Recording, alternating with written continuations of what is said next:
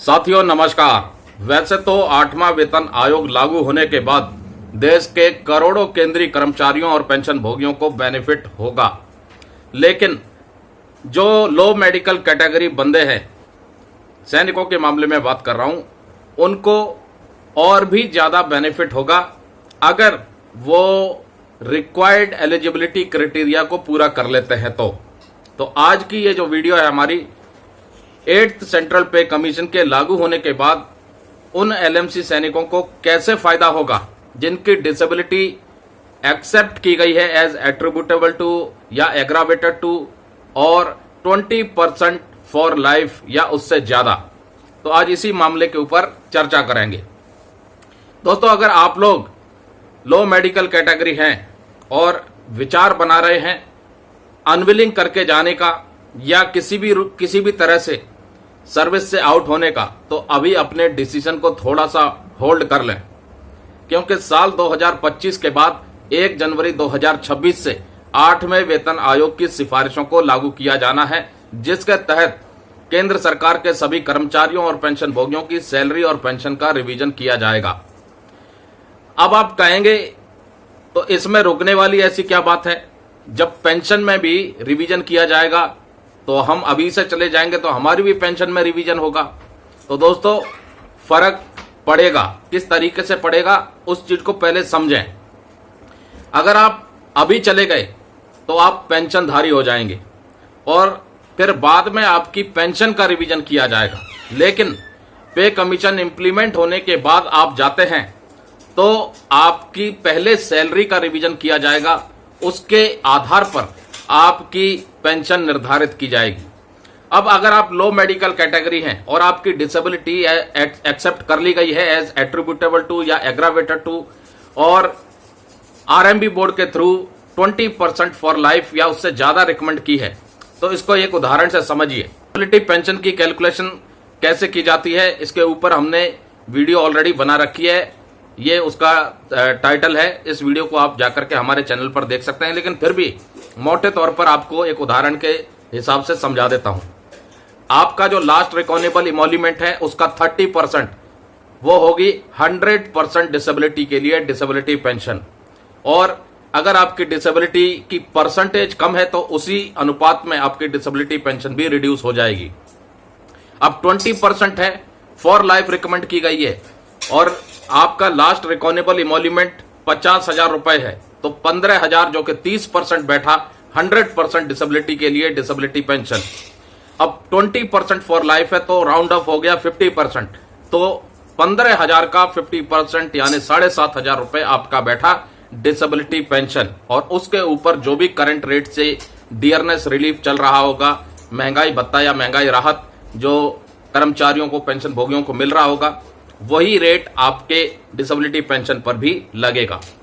अब मौजूदा समय में अगर आप जाते हैं तो आपको सिर्फ और सिर्फ पेंशन के ऊपर रिवीजन देखने को मिलेगा, लेकिन 8th सेंट्रल पे कमीशन लागू होने के बाद आपका शेल्टर अपॉइंटमेंट विड्रॉ किया जाता है या आप खुद अनविलिंग करके जाते हैं, तो आपका जो सैलरी होगा उसके आधार पर आपका पेंशन निर्धारित होगा और उसी के आधार पर आपका डिसेबिलिटी पेंशन भी निर्धारित किया जाएगा।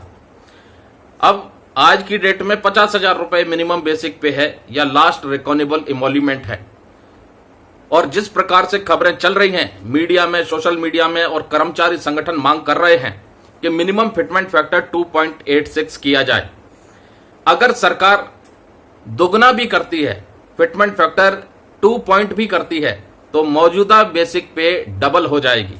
तो यानी कि जो लास्ट रिकॉनेबल इमोल्यूमेंट आज की डेट में 50,000 रुपए है वो बढ़कर के हो जाएगा 1 लाख रुपए, और 1 लाख का 30% यानी 30,000 रुपए आपकी 100% डिसेबिलिटी के लिए डिसेबिलिटी पेंशन मानी जाएगी, और 50% आपकी डिसेबिलिटी पेंशन मानी जाएगी। अगर 20% रिकमेंड की गई है तो 30,000 का आधा यानी 15,000 रुपए आपकी डिसेबिलिटी पेंशन मानी जाएगी, और उसके ऊपर मिलेगा डीए जो भी करंट रेट चल रहा होगा।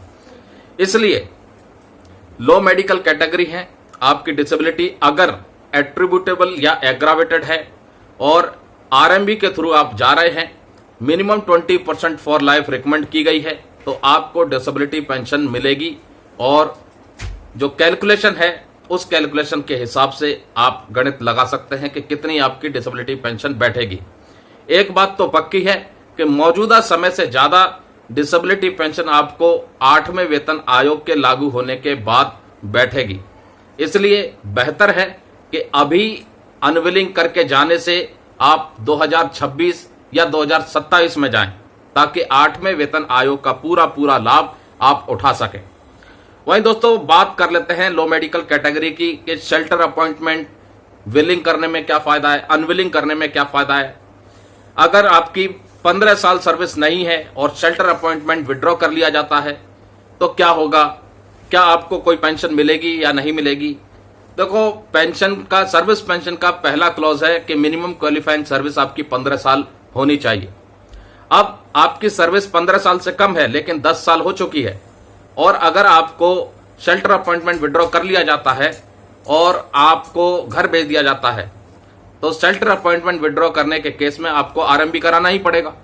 और आरएमबी में अगर आपकी डिसेबिलिटी एट्रीब्यूटेबल टू या एग्रावेटेड टू एक्सेप्ट की जाती है तो आपको सर्विस एलिमेंट और डिसेबिलिटी एलिमेंट भी मिलेगा, अगर 20% फॉर लाइफ रिकमेंड की गई है मिनिमम तो।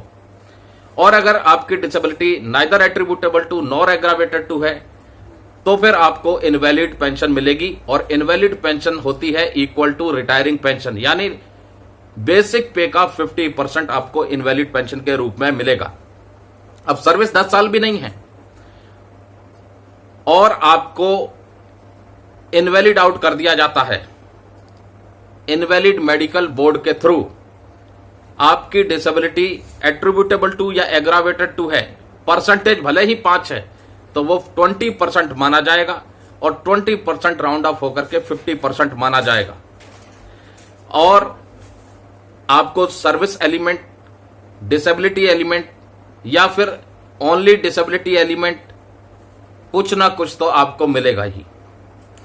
दूसरा, अगर नाना केस है, 10 साल से कम सर्विस है, ऐसे में आपको डिसेबिलिटी पेंशन नहीं मिलेगी, ना ही इनवैलिड पेंशन मिलेगी, क्योंकि गवर्नमेंट की तरफ से अभी तक लेटर ऐसा नहीं निकला है कि 10 साल से कम क्वालिफाइंग सर्विस है तो आपको इनवैलिड पेंशन मिलेगी।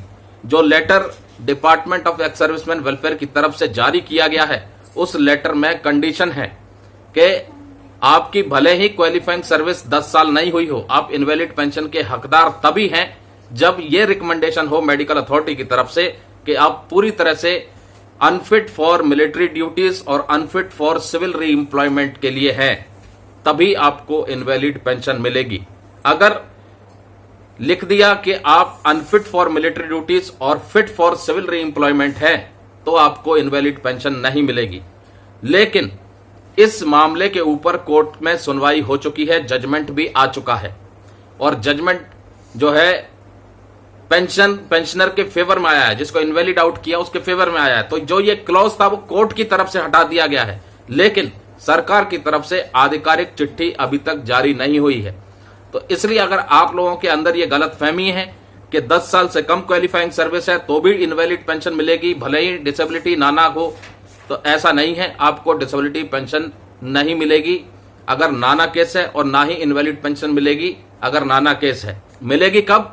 जब दोनों ही चीजें रिकमेंड ऐसी हों कि आप अनफिट फॉर मिलिट्री ड्यूटीज और अनफिट फॉर सिविल री एम्प्लॉयमेंट, तभी आपको इनवैलिड पेंशन मिलेगी, नहीं तो नहीं मिलेगी अगर क्वालिफाइंग सर्विस 10 साल से कम है तो अंत में दोस्तों इस बात का ध्यान रखें, पे कमीशन को इंप्लीमेंट होने दें, उसके बाद ही आप शेल्टर अपॉइंटमेंट अनविलिंग करें ताकि जो सैलरी में रिवीजन होगा उसका बेनिफिट आप ले सके, ताकि सैलरी में रिवीजन होने की वजह से तमाम पेंशनरी बेनिफिट में भी आपको बेनिफिट मिलेगा।